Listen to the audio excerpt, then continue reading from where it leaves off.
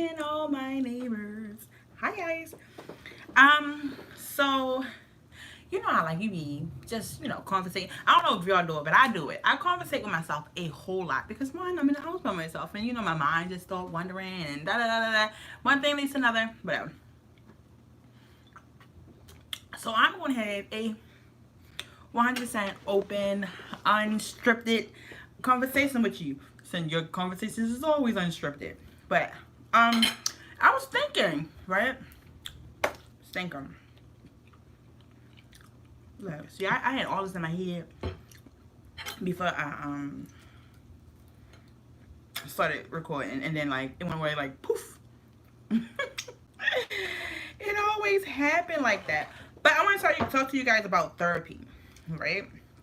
So, a lot of you guys was like, Sen, you should probably go and seek therapy for some of the past traumas that happened to you and that happened to me in my life. And I'm like, no, I'm good. I don't need therapy. Da da da da da. Therapists, they just want to be nosy. Okay. So, y'all, I've been in therapy for like a month, maybe 2 months. How long was it? I'm not even sure. Like a month or 2 months. No more than 3 months. August. I don't think it was 3 months. But anyway, y'all know some of the traumas that I had in my life. My marriage, how it ended, how it was, my father, and the situation that we have. So let's go. Let's talk about it. Do I feel as though therapy is helping? I believe it is. Y'all know I told y'all I don't really congregate or be outside a lot. And I'm like, if I eat and I talk, I'll get through it. So, which one should I talk about? I told her about, the get together for my birthday. And she was like, you had a get together? I said, I know, right? I was like, it was nice. I enjoyed it. It was peaceful. There was no drama whatsoever. Right? And she was like, okay, cool. So then I was like, okay. There's some parts that you're about to hear that you're not going to really believe. I was like, I had kind of reached out to my father and whatnot and told him like I'm ready to have a conversation about the whole situation because I feel like it's time. It's been what, 18 years, 15 or 16 years in which I haven't talked to my father for real. I can probably count on one hand about how many times I talked to him. Right? She was like, you have? I said, yeah. So, my assignment for therapy is to do bullet points or, main topics in which I want to cover. I'm like, okay. And then she was like, what is the outcome in which I want from having this conversation, and what if the outcome isn't what I want? Would I be okay with it? So I'm pondering earlier today, and I was like, you know what? What I kind of really want is an apology. I want him to acknowledge what he did and the pain that he caused me, because I'm walking around like I'm the guilty party, and I walk around. Let me not say I walk around like I'm the guilty party, but everybody treats me as if, you know what, it happened, get over it. And I'm looking like I can't. So I'm going to throw out a question to you guys. At what amount would you stop talking to somebody, especially when they don't acknowledge something that they did wrong? $100, $500, $700, $800, $1,000, $1,500, $2,000, $3,000, $4,000, $5,000, $6,000. How about $7,000? Right? And the person know that the money was rightfully yours, but they act as if the money was rightfully theirs, right? Do it matter who it is that you will cut them off? Like for me, I've always been the type not to, that tries not to make conflict. And I'll always be like, oh, they're gonna do right by me, they're gonna do right by me. And I, you know, like the whole thing that it was my father who wronged did me. If I cry, y'all, just, I'm alright. And then like my sisters and brothers, my mother, they like, you need to get over it. It was only money. So what? It was only money. It was money that was rightfully mine, right? And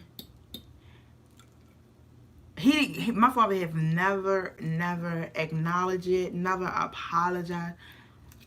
So I think one thing that I really need, I need to know, like, why me of all your kids? Oh, my bad, because I was the only one who got a lump sum of money, in which you had control of it. Because when I tell y'all, I was a daddy's girl. I mean, I was a daddy's girl. It was nothing that this man could do to pretty much, you know, hurt me, because none of my father's things have ever affected me. You know, him being a player, because he was a player. Him possibly having other kids in which we don't know about. You know, okay. My father not living with us. My father and my mother getting into it, like yelling or pushing like little fights or whatever. Yeah, it never affected me personally. So I always forgave him. Right? But the one thing that he did to me was, one, I was in a coma. 2, head injury, brain damage. I got hit by 2 cars. My leg was broken 3 spots. 1, I wasn't supposed to make it. 2, if I was to make it, something would be wrong with me. They was like, she might be a vegetable, you know, she might not be able to walk, da da da da. So all of this, just think of all of this. My father prayed and prayed and prayed. My father probably never prayed. Well, I mean, before my sister passed away, he never prayed for nobody like he prayed for me, right? And for him to take the money in which that was rewarded to me, like, oh, she all right now. That money was to help me fix my tooth, because you nor mommy had the money or means to do it, right? So because he took the money, he took my only opportunity that I had to fix my tooth, right? And everybody just like, oh, you should get over it. You should get over it. No! I need him to apologize. I need him to acknowledge it. Like, you know what, Cinder? I was wrong. I'm sorry. It's my fault. I need that. Like, I need it. Like,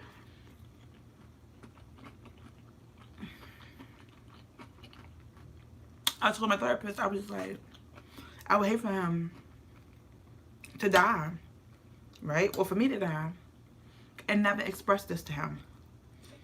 So she was just like, well, Cinder, you know how you are, and it's really important for you to be able to get your words out. So, write a letter. I think I might read him the letter. So with therapy, she's been making me write a lot. You know, when you write, especially when you write and you don't know exactly what you want to say, you have words that come out that's deep inside of you.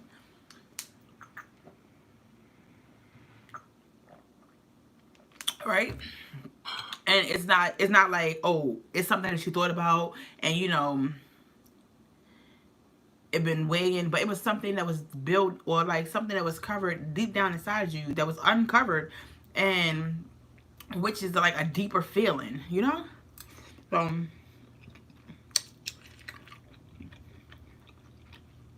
And then I told her, like, you know, I'm trying to work on me being less protective of Kason. Because I know how protective I am of Kason is wrong. It's not wrong. I'm going to say it's wrong. But it's possessive. Right?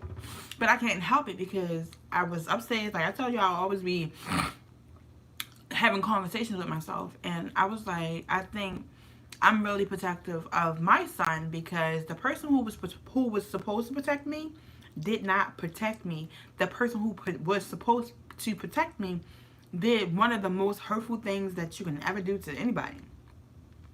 Right?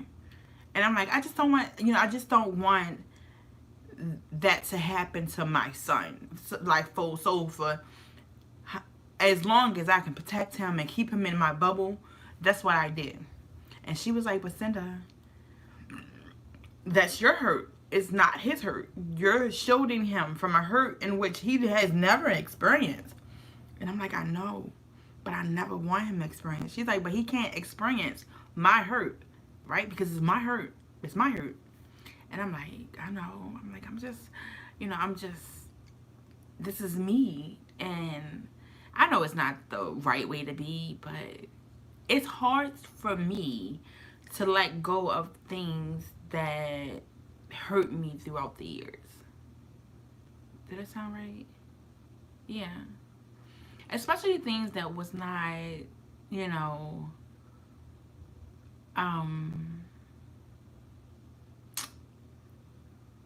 that didn't have closure to it. Right? So I also was telling her, I was like, you know, nothing makes me cry, right? Unless I talk about the whole thing with my dad. Like, when I tell y'all boo-hoo crying, yeah, it makes me boo-hoo cry. And I'm looking like, because of that, that's my body, that's my mind, that's my soul telling me that it still hurts me. Just like I'm that little girl who was like, Dad, okay, where's my money? And he's like, I'm going to go get it, right? And not even a penny of my money did he put in my hand. Not even a penny. You see, yeah. But I'm done breakfast. It was good. It was delicious. I'm going to open this video up. But for anybody, because I know like a lot of people like, well, why she don't come live anymore? Listen, when I'm on live or when I see other people live, I be like, ooh, they got super chat. Oh, they got super chat. Don't nobody super chat me. So yeah, that's why, you know, I just be like, let me just pre-record it, say what I gotta say, and then, you know, when you guys ask me questions, I can come back and make a video. That's how it's gonna work. I'm about to go in my front room. I'm gonna go move my car, and then I'm coming back in my front room, and I think I'm gonna do me an exercise, in which it won't be live. Oh, it'll be live, like this one is right now. It's live, but it's pre-recorded, right? So whenever it do whatever it want to do, and then I can put some ads on here, I open it up because I'm trying to make some money off of YouTube. I hope you guys understand, right? I might have a surprise video for you guys later on today, or if not today, tomorrow. Yeah, it's a surprise video. It's not a surprise video to me, but it's something that I never did. Something that I never did. And yeah, so hopefully you guys will get to see this video because I really want to do it. I really want to do it. And you guys like, what the hell is she talking about? I can't tell y'all when I do it and when I post it. I'll let you guys see. I probably won't edit it. You know, y'all know I don't really like edit my videos. I like my videos to be exactly what I do without any cuts. Any y'all probably saying there's probably like you ain't making a whole bunch of money on here. But I just like to be 100% genuinely me. So peace, and until the next video come out, good night.